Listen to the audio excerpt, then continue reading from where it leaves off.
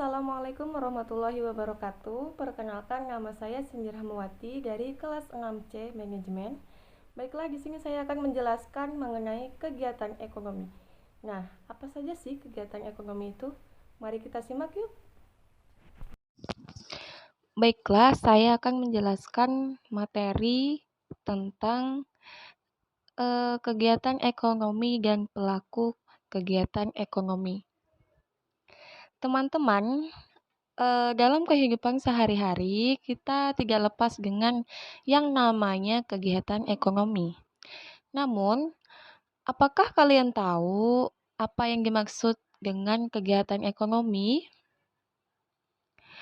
Kegiatan ekonomi adalah kegiatan yang dilakukan untuk memenuhi kebutuhan hidup.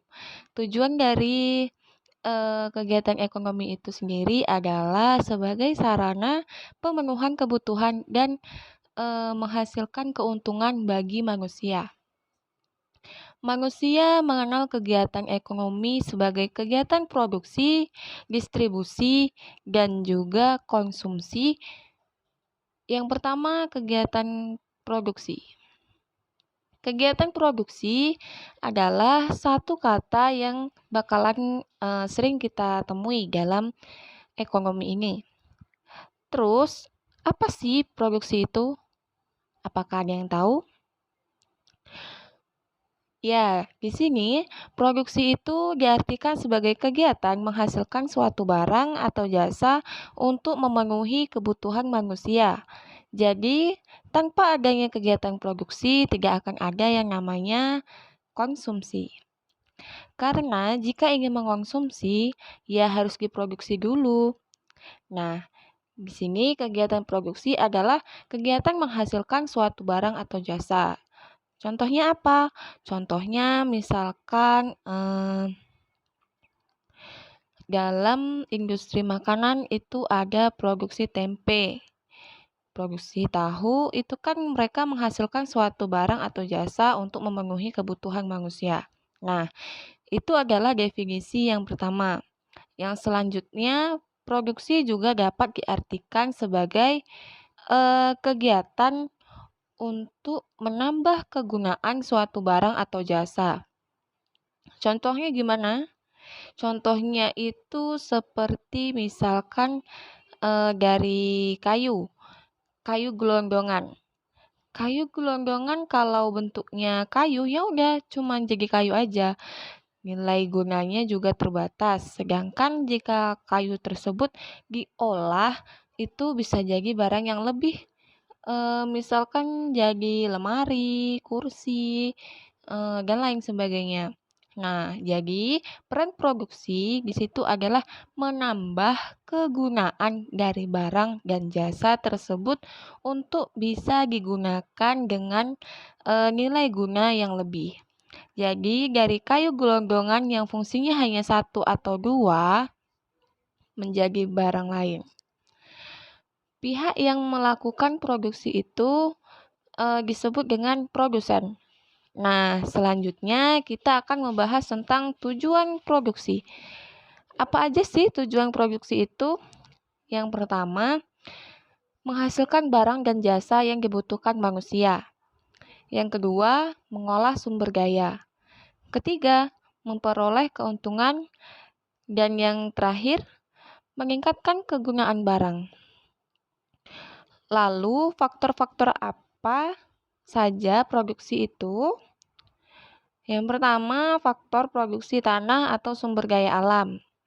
Yang kedua, faktor produksi tenaga kerja. Yang ketiga, faktor produksi modal. Yang keempat, faktor produksi kewirausahaan atau entrepreneur. Yang pertama, faktor produksi tanah atau sumber daya alam. Faktor produksi tanah mutlak harus ada setiap proses produksi.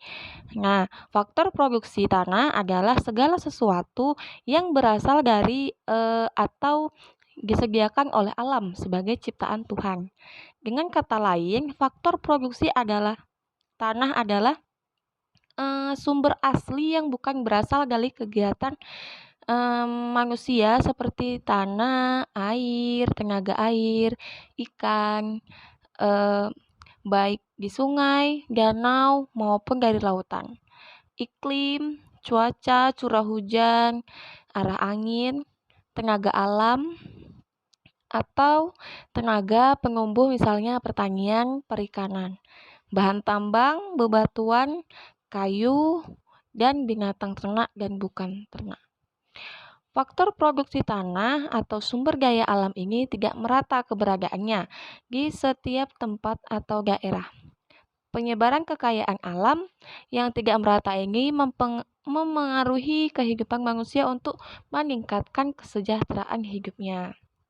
Yang kedua, faktor produksi tenaga kerja, yaitu eh, tenaga kerja yang dimaksud bukan semata-mata kegiatan fisik, tetapi juga kemampuan mental atau rohani. Sehingga disebut sumber daya manusia yaitu semua kemampuan manusia, baik jasmani maupun rohani, yang dapat disumbangkan dalam produksi barang dan jasa. Tenaga kerja menurut kualitasnya dibedakan menjadi 3 macam, yaitu yang pertama tenaga kerja terdidik adalah tenaga kerja yang memperoleh pendidikan seperti guru, dokter, akuntan, dan pengacara.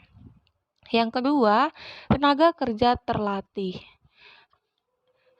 Maksudnya adalah tenaga kerja yang memperoleh keahlian dari pengalaman dan latihan seperti montir dan sopir.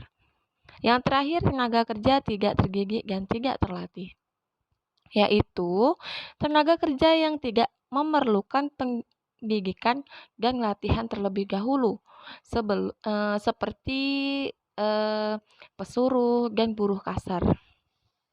Faktor yang ketiga yaitu faktor produksi modal. Dalam kehidupan sehari-hari, kita pasti sering beranggapan bahwa modal itu berupa uang.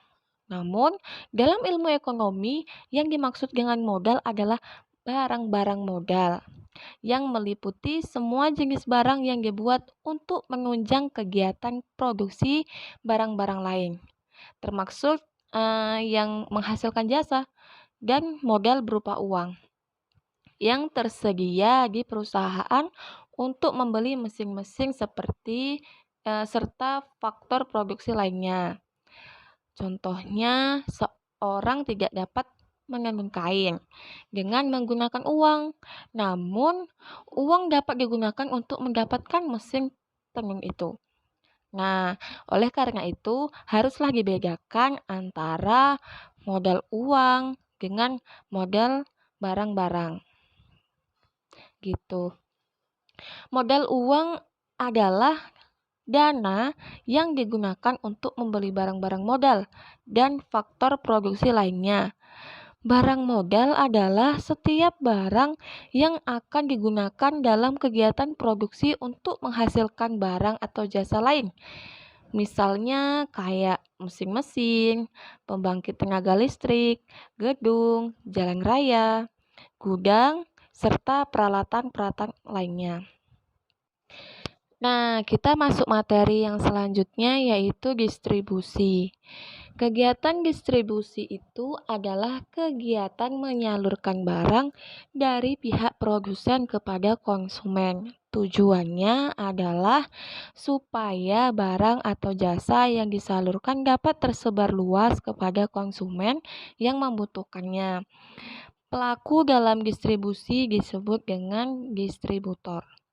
Dalam kegiatan ekonomi sangat penting sehingga tercapai kegiatan kesesuaian antara ketersediaan barang dengan konsumen.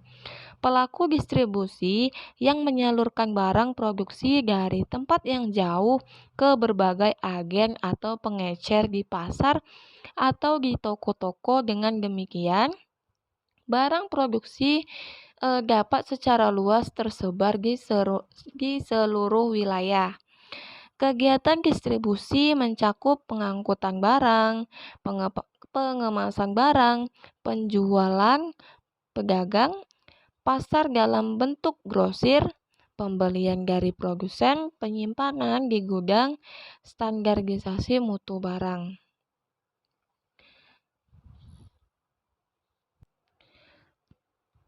Nah, selanjutnya fungsi distribusi.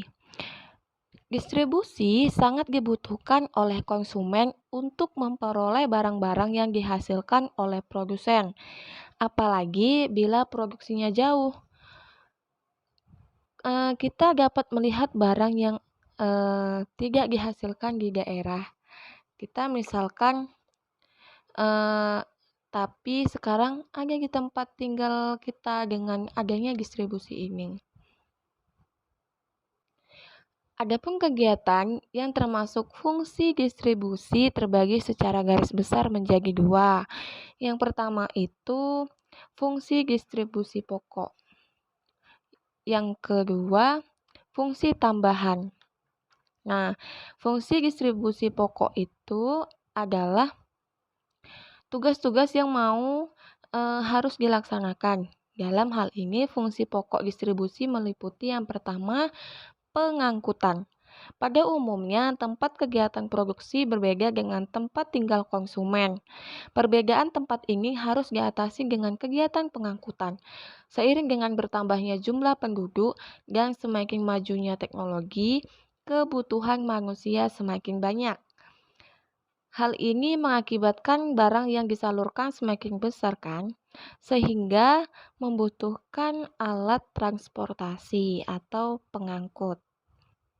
Yang kedua, penjualan.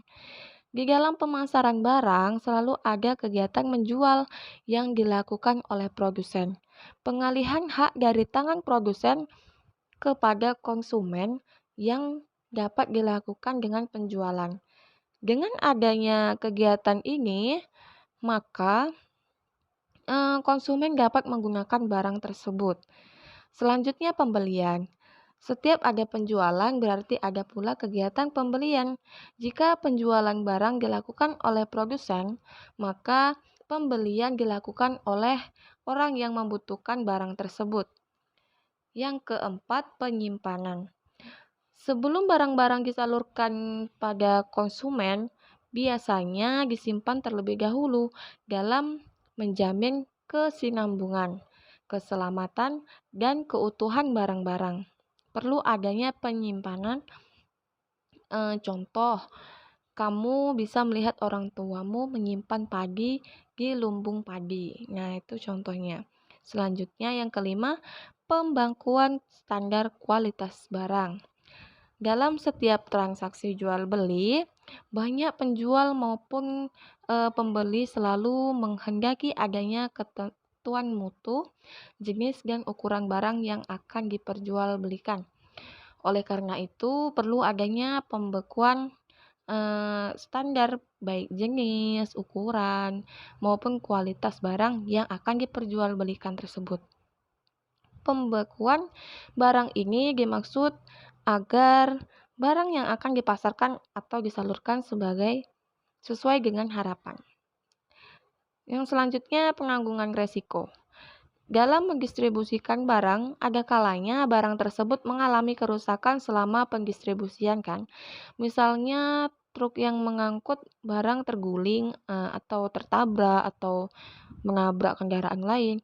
Biasanya juga pesawat terbang atau kapal mungkin yang membawa barang dari produsen ke konsumen mengalami hal yang tidak diinginkan sehingga menyebabkan barang tidak sampai ke tangan konsumen. Untuk itu, kegiatan distribusi juga memiliki fungsi penanggungan resiko, yaitu menanggung akibat dari kejadian selama pendistribusian barang. Fungsi ini bisa ditanggung sendiri oleh distributor, tetapi dapat juga dilimpahkan ke perusahaan penanggungan atau asuransi dengan membayar premi tertentu. Nah, fungsi yang kedua yaitu fungsi tambahan. Fungsi tambahan ini distribusi mempunyai fungsi tambahan yang hanya diberlakukan pada distribusi barang-barang tertentu. Fungsi tambahan tersebut diantaranya adalah sebagai berikut. Yang pertama, menyeleksi. Kegiatan ini biasanya diperlukan untuk distribusi hasil pertanian dan produksi yang dikumpulkan dari beberapa pengusaha. Misalnya produksi tembakau perlu diseleksi berdasarkan mutu atau standar yang biasa berlaku. Produksi buah-buahan diseleksi berdasarkan ukuran besarnya misalnya. Nah, selanjutnya mengepak atau mengemas. Untuk menghindari adanya kerusakan atau hilang dalam pendistribusian, maka barang harus dikemas dengan baik. Misalnya buah-buahan atau sayuran, baju, dan barang elektronik. Yang ketiga, memberi informasi. Nah, kamu biasanya tentu pernah kan mendengar atau menyaksikan iklan berbagai merek barang. Tentunya dengan adanya iklan tersebut, kamu mendapatkan informasi mengenai produk yang diiklankan tersebut. Untuk memberi kepuasan yang maksimal kepada konsumen, produsen perlu memberi informasi secukupnya kepada perwakilan daerah atau kepada konsumen yang dianggap perlu informasi. Informasi yang paling tepat bisa melalui iklan. Nah, kita masuk materi yang selanjutnya yaitu kegiatan konsumsi. Nah, kita kan sering kan melakukan kegiatan konsumsi dalam kehidupan sehari-hari ini. Jadi kalian ngerti nggak sih apa yang dimaksud dengan konsumsi itu sendiri? Nah, jadi konsumsi itu adalah kegiatan menghabiskan atau mengurangi nilai guna barang untuk memenuhi kebutuhan. Tujuan dari kegiatan konsumsi ini adalah memenuhi kebutuhan umat manusia. Adapun pelaku dari kegiatan konsumsi itu yaitu disebut sebagai konsumen. Contoh dari kegiatan konsumsi adalah misalnya kayak listrik. Listrik sebagai sumber daya untuk menerangkan rumah di malam hari. Lalu pemenuhan kebutuhan makanan juga pakaian dan lain sebagainya. Nah, teman-teman, tadi kita sudah mempelajari alur dari kegiatan ekonomi, mulai dari produksi, distribusi, serta konsumsi. Namun, pernah nggak teman-teman memikirkan gimana alur ekonomi dari barang-barang yang kita gunakan sehari-hari? Untuk itu, mari kita simak skema kegiatan ekonomi berikut ini. Di sini saya mengambil contohnya dari kebun teh. Nah, kebun teh ini sebelum kita konsumsi dan kita dapatkan pertama kali harus ditanam terlebih dahulu. Nah, ditanamnya pastinya di perkebunan oleh seorang petani. Nah, dari teh itu yang sudah ditanam oleh petani tersebut kemudian akan dipanen. Selanjutnya akan dibawa ke pabrik pengolahan teh. Ini teh akan diolah menjadi berbagai jenis, misalnya teh siap saji kayak teh rio, teh gelas, kayak gitu kan. Dan teh yang harus diseduh dulu, misalnya kayak teh perenja, teh sariwangi, tuh harus dikasih air panas dulu baru bisa dikonsumsi. Setelah itu teh akan dijual di swalayan atau di toko-toko atau di warung-warung atau pasar-pasar. Nah, setelah dijual teh tersebut kita beli untuk kemudian kita konsumsi. Nah, selanjutnya pelaku ekonomi. Siapa aja sih pelaku ekonomi itu? Jadi, pelaku kegiatan ekonomi itu adalah orang-orang yang melakukan kegiatan ekonomi, baik itu yang memproduksi, distribusi, maupun konsumsi, dan lainnya. Orang yang melakukan kegiatan ekonomi itu ada 4 kelompok. Nah, 4 kelompok itu siapa aja? Yang pertama ada rumah tangga konsumsi atau RTK, yang kedua rumah tangga produksi atau RTK. RTP, salah yang kedua tadi, rumah tangga produksi RTP. Kemudian pemerintah, dan yang terakhir masyarakat luar negeri. Nah, kita akan bahas satu persatu. Yang pertama, rumah tangga konsumsi. Apa sih rumah tangga konsumsi itu? Jadi, rumah tangga konsumsi itu adalah kelompok masyarakat yang mengonsumsi barang atau jasa yang dihasilkan oleh produsen. Jadi, rumah tangga konsumsi ini mengonsumsi barang yang telah dihasilkan produsen. Mengapa ada rumah tangga konsumsi? Karena setiap rumah tangga itu pasti memerlukan barang dan jasa kan supaya dapat memenuhi kebutuhan hidupnya. Nah, selanjutnya rumah tangga produksi yaitu kelompok masyarakat yang menghasilkan barang dan jasa atau kelompok produsen. Jadi, rumah tangga konsumsi dengan rumah tangga produksi itu saling berkaitan. Nah, jadi jika rumah tangga produksi sebagai pemilik, faktor produksi untuk menyediakan faktor produksi yang disediakan dan rumah tangga produksi juga membayar ke rumah tangga konsumsi. Nah, sebagai balas jasa karena menggunakan faktor-faktor produksinya. Gitu. Selanjutnya, pelaku ekonomi yang ketiga adalah pemerintah. Pemerintah dalam kegiatan ekonomi adalah pelaku yang mengatur, mengamankan, dan mengendalikan perekonomian suatu negara.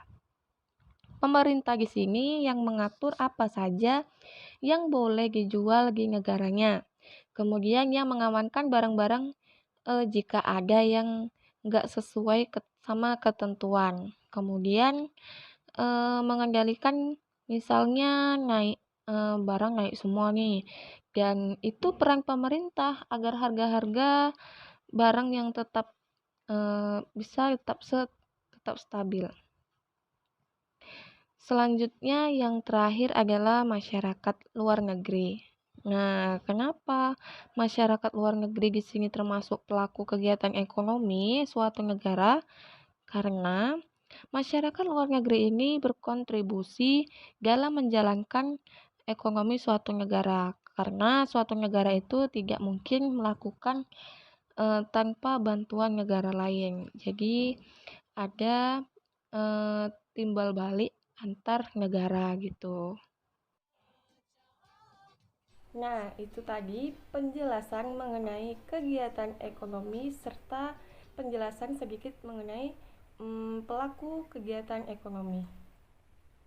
Terima kasih. Assalamualaikum warahmatullahi wabarakatuh.